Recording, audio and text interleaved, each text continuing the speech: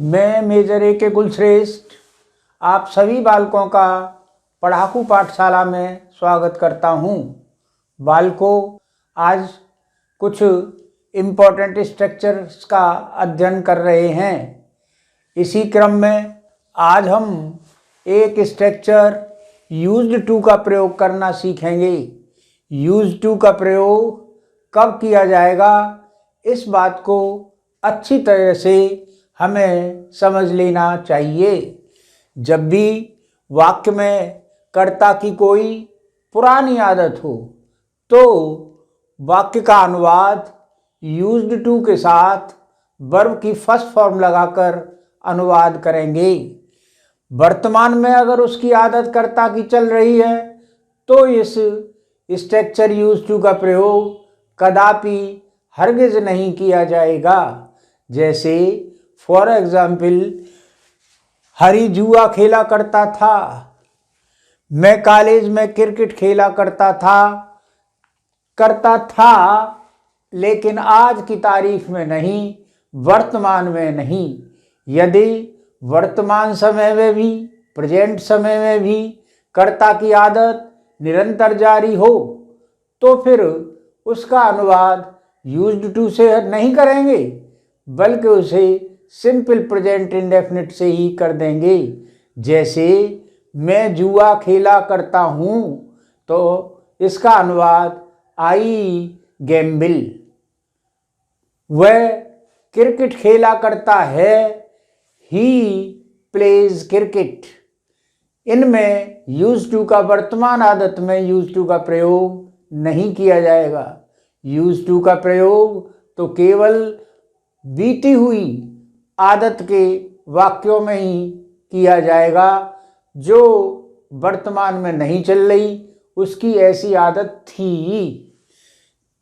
तो इसका अनुवाद करने के लिए सर्वप्रथम वाक्य का कर्ता लाओ, उसके बाद स्ट्रक्चर यूज्ड टू का प्रयोग करो और वर्ब की, मुख्य वर्ब की फर्स्ट फॉर्म ले आओ।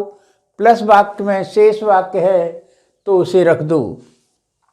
अगर जैसे हरी जुआ खेला करता था, हरी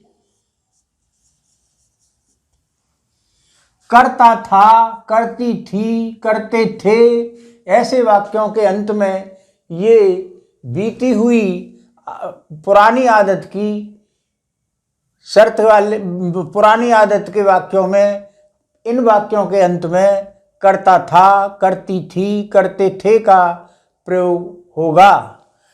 हरी जुआ खेला करता था, Hari used to gamble. Hari used to gamble. मैं कॉलेज में क्रिकेट खेला करता था, बनाइए I used to play. Verb की फर्स्ट फॉर्म आएगी टू के बाद, I used to play cricket.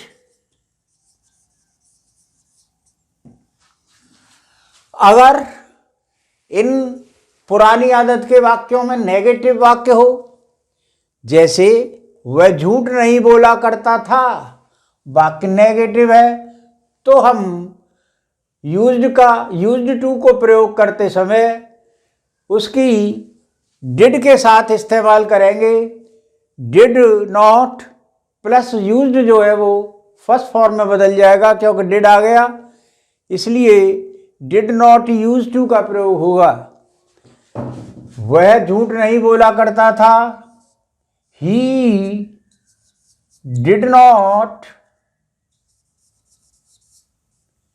Use. Used के दो भाग हो गए, did plus use. He did not use to tell a lie.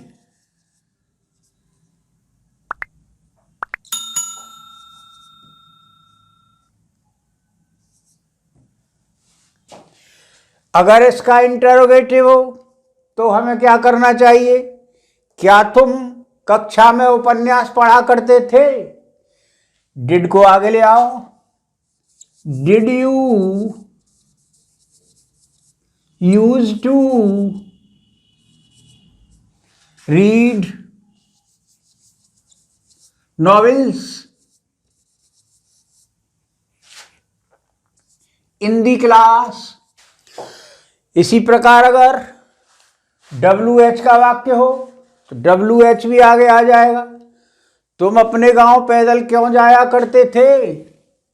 Why did you used to go on foot?